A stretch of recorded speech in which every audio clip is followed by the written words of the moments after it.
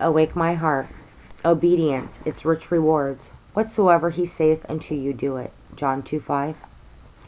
Yes, as we were remarking yesterday, a life of real obedience to Christ's cost. But is that all? 1,000 times no. That is only the one aspect. Nothing else brings such rich rewards. A life of obedience to Christ brings the consolations of a rich communion with him.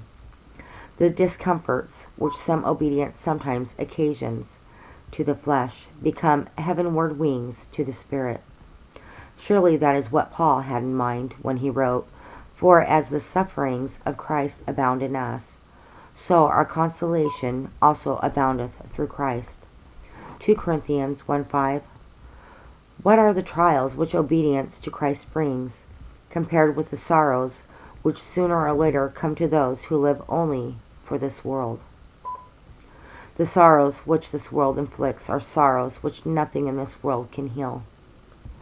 They are sorrows which all endeavor to shun, but cannot, whereas those trials to the flesh which we voluntarily endure through obedience to Christ, bringing a communion with him, which is heaven begun below. Next door neighbor to this is the fact that entire obedience to Christ brings the purest kind of joy. This joy is nothing so outwardly demonstrative as a worldling's vociferous jollity, but it is the inward reality of which the other is only an outward pretense. No hearts are so really free as those who are willing bondslaves to Jesus. No hearts have such joy as those who forego joy for his dear sake. He makes himself so clear, so near, so dear to those who live to obey him, that the very act of obeying becomes a joyous privilege. Yet, however much joy there is in the act of obeying, there is a very coronation of joy in the heart when some such act of obedience is completed. It is then that we experience lovely fulfillments of John 14:21. He that hath my commandments and keepeth them shall be loved of my Father, and I will love him, and will manifest myself unto him.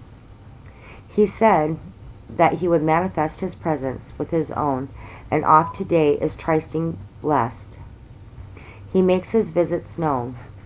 Again, a life of continual obedience to Christ brings spiritual vision. S.D. Gordon well commented, "Obedience is the eye of the Spirit. Failure to obey dims and dulls the spiritual understanding."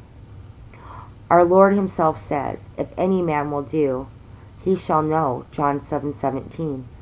As obedience continues, discernment develops and knowledge of God expands. That inner deeper understanding of divine things which some believers possess is always a byproduct of obedience to Christ.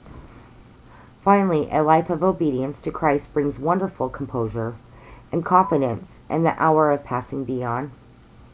Whether we depart from this present life by what is called death, or are caught up in rapture to meet our returning Lord in the air, nothing can so enhance or augment the joy of meeting him as to be able to say, "Master all glorious, I always made thy will my choice and my delight."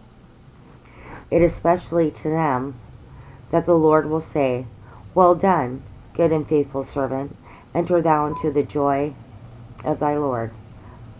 They shall walk with the King in white. Revelations 3:4.